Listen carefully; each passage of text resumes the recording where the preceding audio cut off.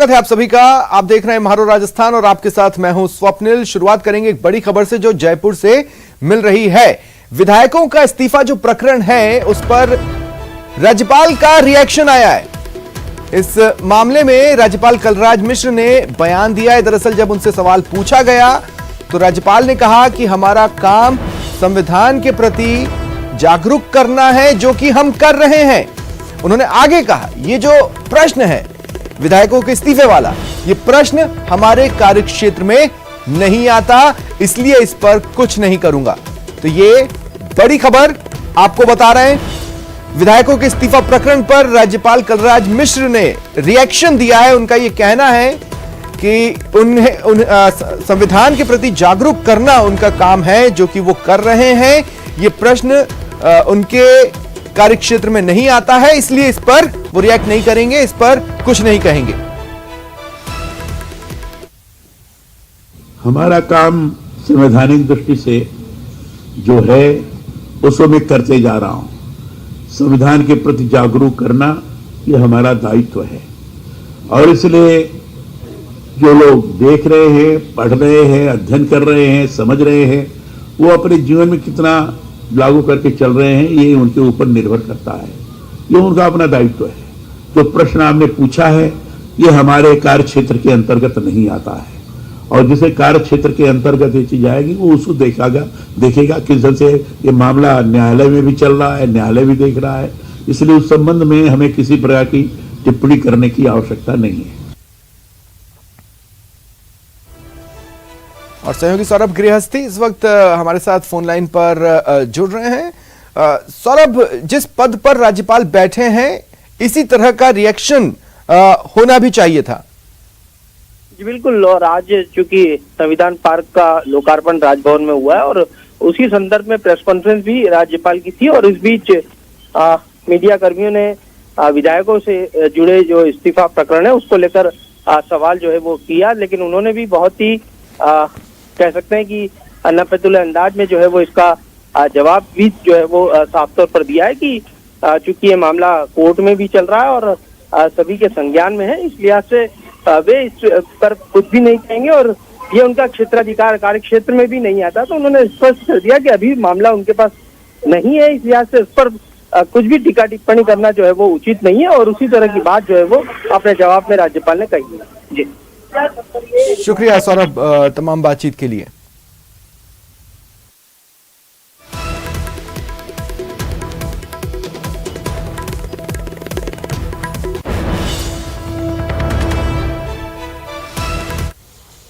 और देखिए एक और बड़ी खबर आपको बता रहे हैं। जिनके सर पर छत नहीं है, जो बेघर हैं राजस्थान में, उनके लिए बड़ा ऐलान हुआ है।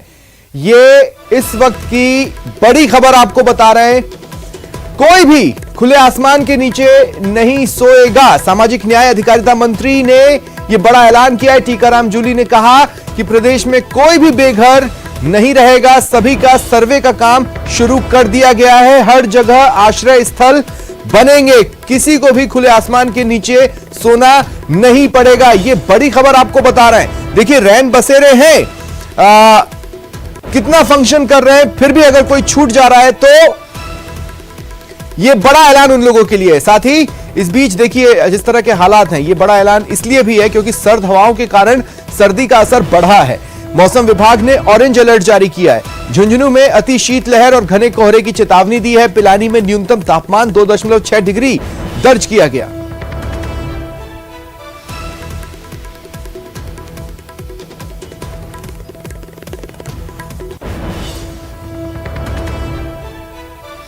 सर्दी कहर ढा रही है, सितम ढा रही है और इस बीच एक बड़ा ऐलान भी उन लोगों के लिए हुआ है जिन्हें खुले आसमान के नीचे सोने पर मजबूर होना पड़ रहा है। अब ये स्थिति नहीं रहेगी और उसके लिए काम भी शुरू कर दिया गया है, ये बताया मंत्री जी ने। और इधर मौसम विभाग बता रहा है कि क्यों ये एक बड़ा ऐलान है, क्योंकि घने कोहरे की भी चेतावनी है। ऑरेंज अलर्ट जारी हुआ है। और अब बात करते हैं अब यूनिवर्सिटी का पेपर लीक। कोटा के VMOU की परीक्षा का पेपर आउट होने की सूचना के बाद हड़कंप मचा। आज हो रही विश्वविद्यालय की हिंदी साहित्य की BA द्वितीय वर्ष की परीक्षा का पेपर एग्जाम से पहले ही सोशल मीडिया पर, व्हाट्सएप ग्रुप्स पर आ गया, कई माध्यमों से वायरल हुआ। इस पेपर में प्रदेश भर के विश्वविद्यालय के विभिन्न क्षेत्रीय केंद्रों के 115 परीक्षा केंद्रों पर करीब 5000 परीक्षार्थी शरीक हो रहे हैं। लेकिन आलम यह है कि दोपहर 3:30 बजे से शुरू होने वाला पेपर सुबह से ही व्हाट्सएप ग्रुप्स में आंसर की के साथ धड़ल्ले से वायरल हो रहा है। सैकड़ों विद्यार्थियों के पास पहुंच चुका था। हिंदी के अलावा विश्वविद्यालय की परीक्षाओं का कल होने जा रहा फिजिक्स का पेपर भी आउट बताया जा रहा है।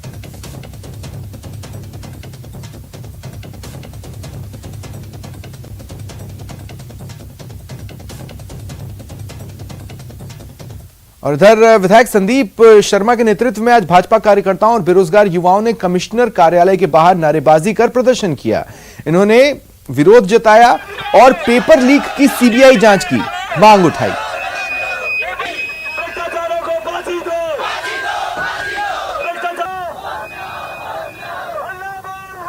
रीट जो शिक्षक भर्ती हुई उसमें भी बहुत सारे बेरोजगारों के साथ बहुत बड़ा धोखा हुआ। सीबीआई जांच करनी चाहिए थी, लेकिन सीबीआई जांच भी नहीं हुई। जितने भी आरोपी थे उन सबको छोड़ दिया गया, तो उन्होंने वापस सेकंड ग्रेड में पूरा तेल का मचा रखा है। तो हम माननीय मुख्यमंत्री जी से यही करेंगे कि आपने जो कानून तो बना दिया है, लेकिन उसको आप लागू नहीं कर रहे हो। किसी की कोई संपत्ति जब्त नहीं हो रही है।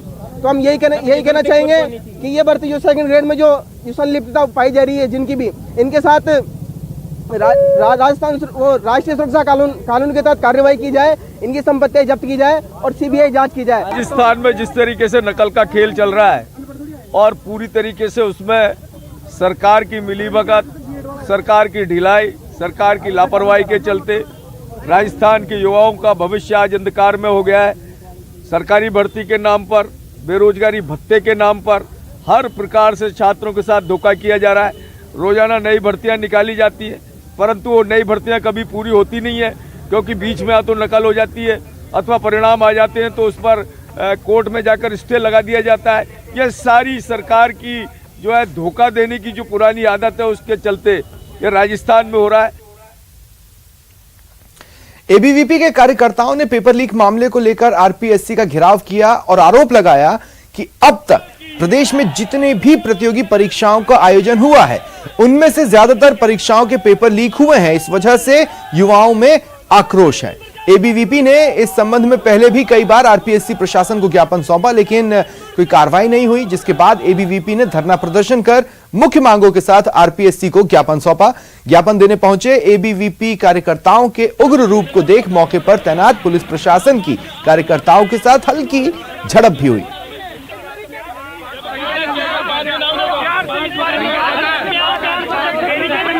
लगातार मांग करी पेपर लीक जो करने वाले उनके खिलाफ कानून बने, उनके कार्रवाई हो, उसको लेकर आरपीएससी के हमारा शिष्टमंडल पहले भी ज्ञापन दे चुका है। अब हमने आज प्रदर्शन करके सांकेतिक रूप से ज्ञापन दिया है और हमने ऐलान किया कि अगर ये मांगने की, अगर इसकी जो प्रमुख मांग हमारी ये थी कि इसके अंदर एक तो इसकी सीबीआई जांच हो और एक जिसमें इसमें लिप्त जो सारे भी अधिकारी और कर्मचारी जो भी है, जो चेयरमैन साहब और चाहे किसी का भी इसमें हाथ हो, सारे अधिकारी। और जयपुर से खबर है, समेत शिखर को पर्यटन स्थल घोषित करने का झारखंड का जो मामला है, इसमें 9 दिन से जैन मुनि अनशन पर थे। जयपुर संगी जी के मंदिर पर समाधि हुई। मुनि सुझे सागर जी महाराज का निधन हुआ है।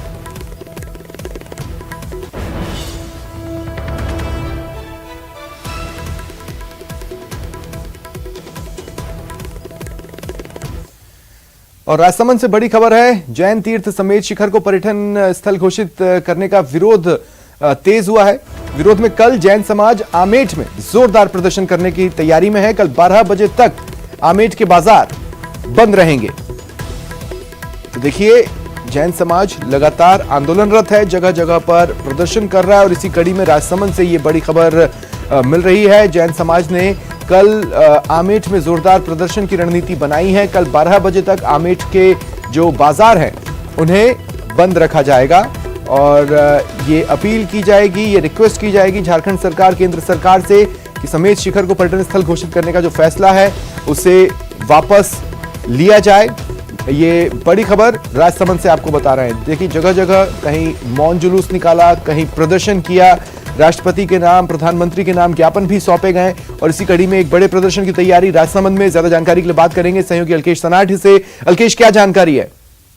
कि राजसमंद में जैन समाज के जो लोग हैं, जैन समाज के लोग लगातार इस मांग को लेकर आंदोलनरत हैं कि झारखंड सरकार ने जो संदेश शिखर जो कि आस्था का प्रतीक पर्वत जो माना जाता है, जो उनकी जैन आस्थाओं से जुड़ा हुआ है, उसको पर्यटन स्थल जो घोषित कर दिया, उसका लगातार विरोध कर रहे हैं।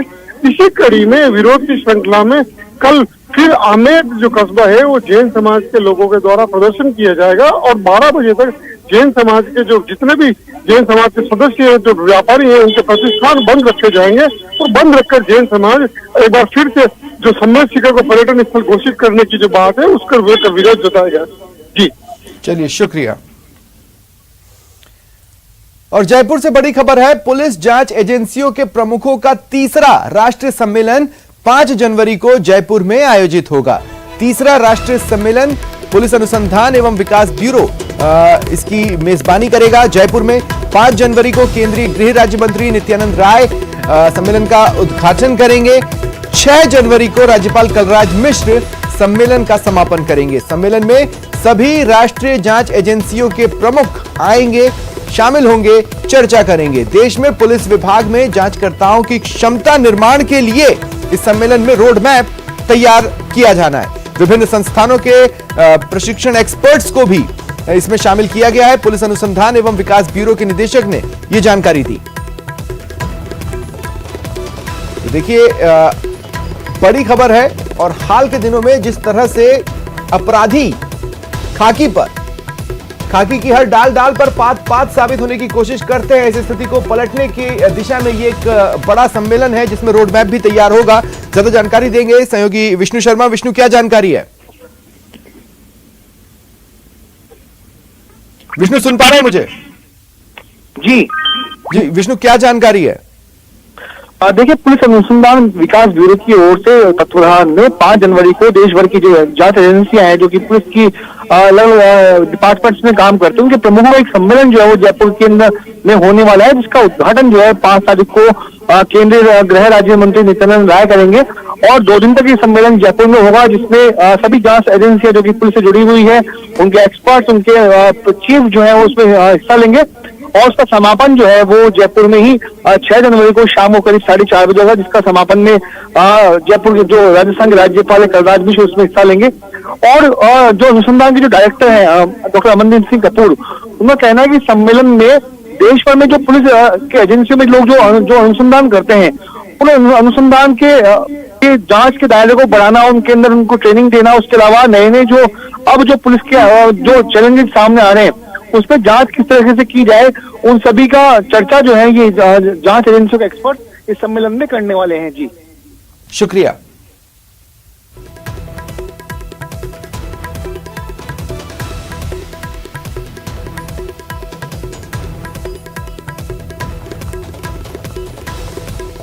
देखिए, अहम सम्मेलन है,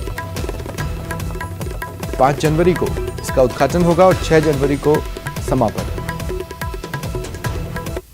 और देखिए, एक और बड़ी खबर आपको बता दें, जोधपुर के भूंगरा में गैस सिलेंडर ब्लास्ट मामले से जुड़ी ये बड़ी खबर है। मामले पर पीएम मोदी ने एक खत लिखा है। स्वर्गीय सगत सिंह के बड़े बेटे सांग सिंह के नाम उन्होंने ये पत्र लिखा और पत्र लिखकर संवेदना जताई है। घायल लोगों के शीघ्र स्वस्थ होने की भी उन्होंने कामना की। तो ये बड़ी खबर आपको बता रहे हैं इस वक्त की। देखिए, जिस दिन ये घटना सामने आई थी उसके बाद कई लोगों को अस्पताल में भर्ती कराया गया, लेकिन उनमें से कईयों ने आपका हमारा साथ छोड़ दिया। कुछ का अभी भी इलाज चल रहा है और इसी से आप अंदाजा लगा सकते हैं कि भूंगरा में जो गैस सिलेंडर ब्लास्ट मामला था वो कितना भयावह रहा। इस मामले में पीएम मोदी ने स्वर्गीय सगत सिंह के बड़े बेटे सांग सिंह के नाम एक लेटर लिखा है और लेटर लिखकर हम अपनी संवेदनाएं परिवार के प्रति जताई है और साथ ही जो लोग घायल हुए हैं उनके शीघ्र स्वस्थ होने की पीएम मोदी ने कामना की है। ये बड़ी खबर आपको बता रहे हैं। देखिए, आज इस वक्त भी हादसे की भयावहता का अंदाजा लगाइए, अभी भी अस्पताल में इलाज करवा रहे हैं लोग। बहरहाल सहयोगी रंजन दवे इस वक्त मेरे साथ फोन लाइन पर जुड़ रहे हैं। रंजन, क्या जानकारी है?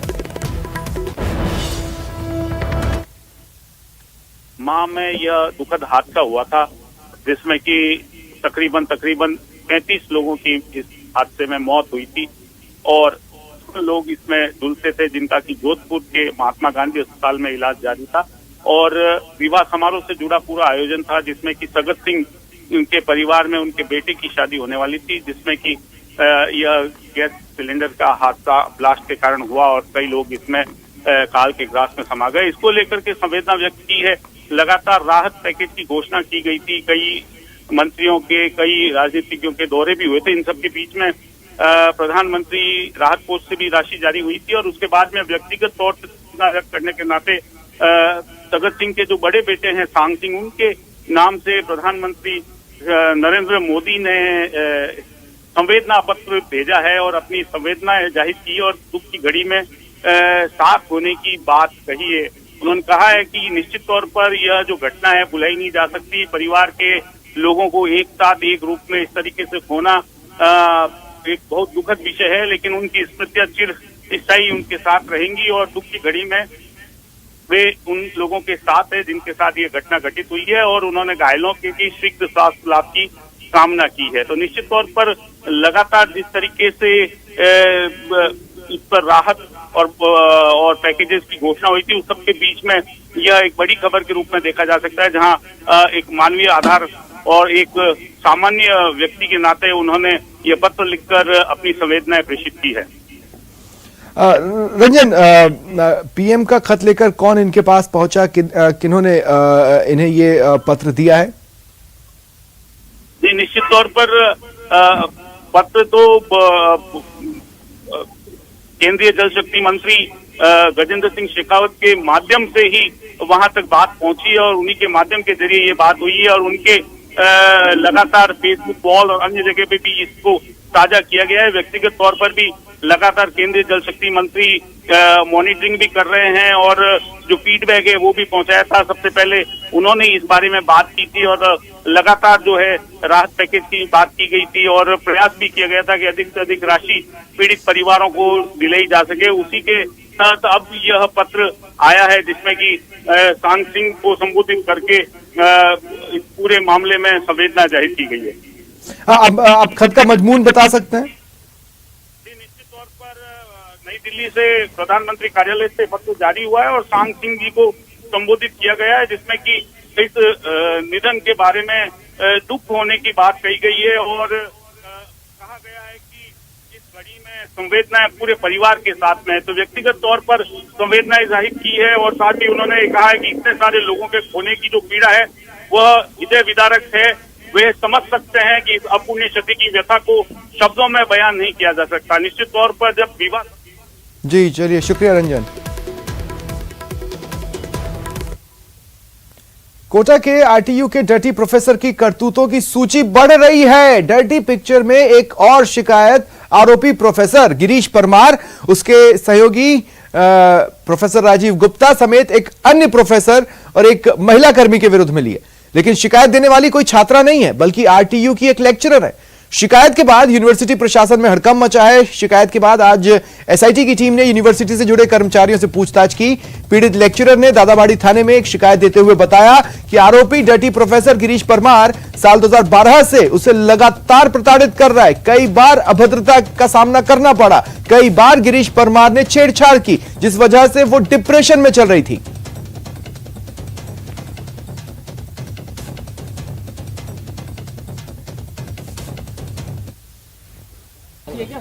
आरटीयू की एक महिला सहायक प्रोफेसर द्वारा गिरीश परमार व अन्य के विरुद्ध एक प्रकरण उनको प्रताड़ित करने का, छेड़छाड़ का और अन्य गंभीर आरोप लगाते हुए दर्ज कराया है, जिसमें प्रकरण दर्ज कर लिया गया और उसमें अनुसंधान प्रारंभ किया जाएगा। सर, किन किन के खिलाफ शिकायत दी गई है? हाँ, उसमें उनके साथी जो हैं, उसमें एक राजीव गुप्ता हैं और अन्य भी कुछ स्टाफ हैं, उनके भी उसमें नामजद रिपोर्ट दी गई। सर, किस तरीके की शिकायत है, क्या दुश्मन की शिकायत? उसमें कई तरीके से टॉर्चर करना, अश्लील कमेंट्स करना, छेड़छाड़ करना, इस तरह के गंभीर हैं। अन्य भी कई गंभीर आरोप लगाए हैं जिसमें टॉर्चर करने की बातें बताई। और इस मामले की गूंज विधानसभा में भी सुनाई दे सकती है। बीजेपी विधायक संदीप शर्मा ने इस संबंध में चेतावनी दी है।